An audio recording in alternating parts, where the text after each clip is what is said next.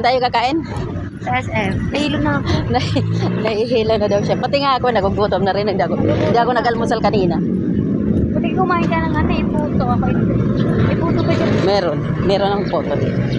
Ayan ang mga repera ng ano, mga cellphone. Andito na kami guys sa SM Bacoor. Papasok na naman tayo. Agoy, ang lamig na naman galing sa init. Sakit na naman ang ulo natin dito. Check out, check out. Ano yun? Bakit tumunog? Dito na kami sa loob.